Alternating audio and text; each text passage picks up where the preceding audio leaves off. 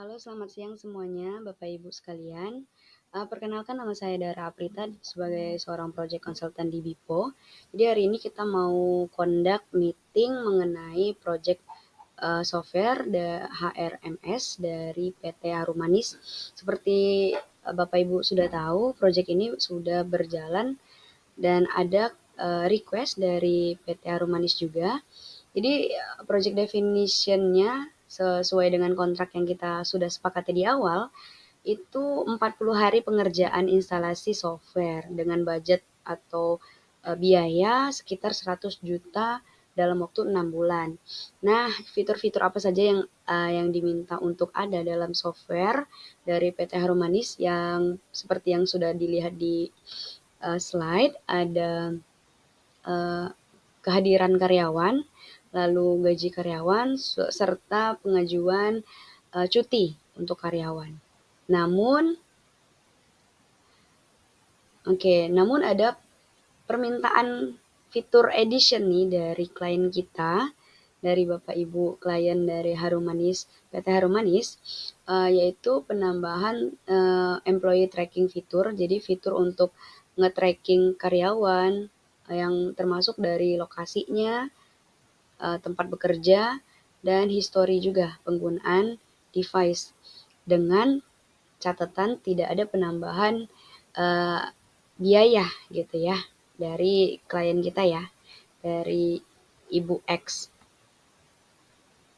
Oke, namun sayang sekali per hari ini pengerjaan proyek kita sudah dilakukan kurang lebih 60%, udah 25 hari dari pengerjaan instalasi software ya.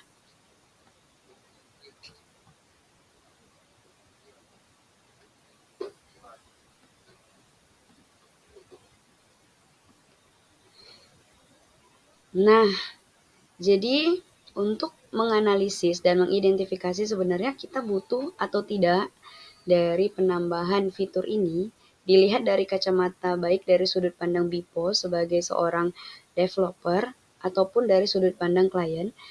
Saya di sini sebagai project manager menganalisa menggunakan SWOT analysis dari scope creep yang terjadi saat ini. Yang pertama ada strength, yaitu kekuatan gitu ya. Jadi sebenarnya hal yang baik dari adanya penambahan fitur ini, yang pertama pasti adanya improvement dari bisnis Bapak Ibu sekalian ya sebagai klien kita. Lalu juga pasti ada kenyamanan gitu ya dalam memproses data-data karyawannya dengan adanya penambahan fitur. Namun di sisi lain penambahan ini juga memiliki kelemahan gitu ya atau kekurangan Bapak Ibu. Jadi yang pertama yang pasti membutuhkan waktu yang berlebih, waktu lebih. Jadi kita mungkin akan mengextend waktunya yang awalnya kita set sebanyak 40 hari, kita akan menambah kurang lebih 20 hari ya Bapak Ibu dengan budget tambahan juga dengan total 150 juta per 6 bulan yang awalnya 100 juta.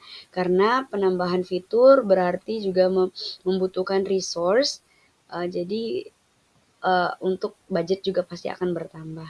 Yang pasti juga akan kita program atau project charter juga pasti akan kita arrange ulang, baik itu project planning dan work plan-nya.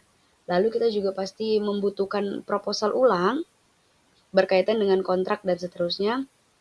Terakhir juga kita membutuhkan yang namanya controlling dan monitoring juga nih dari Bapak Ibu. Jadi controllingnya juga diminta untuk terlibat aktif dalam apa namanya penambahan fitur ini. Jadi biar semuanya transparansi gitu ya. Terus untuk opportunity-nya sendiri dari itu untuk brand dan company-nya pasti increase ya. Jadi kemungkinan untuk productivity dari company ibu bapak sendiri pasti otomatis juga increase. Lalu namun sayang sekali kita punya treat di sini, yaitu yang pertama pastinya hasil dari project tidak akan sesuai dengan objektif ya. Kalau kita memaksakan semisal kita ingin memaksakan project kita ini berjalan sesuai dengan yang awal tidak ada tambahan cost namun fiturnya bertambah, pastinya ada ketidakseimbangan gitu ya dalam project ini, tentunya hasilnya juga tidak maksimal. Lalu dari pihak BIPO sendiri juga akan mendapatkan penalti karena tidak sesuai dengan proposal yang sudah dideklarasi dan disepakati di awal. Jadi, kami dari pihak BIPO menawarkan beberapa solusi. Yang pertama solusinya yaitu tetap melanjutkan proyek tanpa adanya penambahan fitur.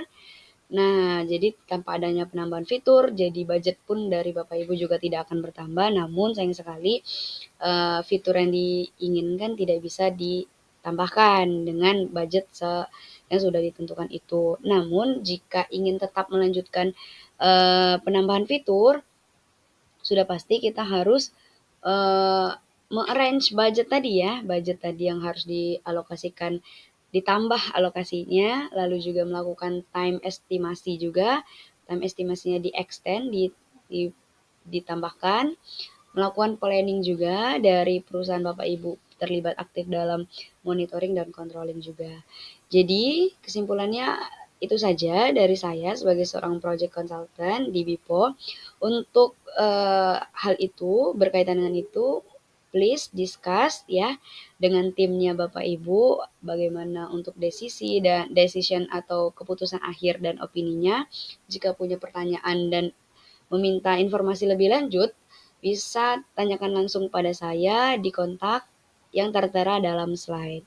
Itu saja dari saya. Terima kasih atas perhatian dan waktunya yang diberikan. Saya akhiri. Thank you and see you in the next meeting and discussion.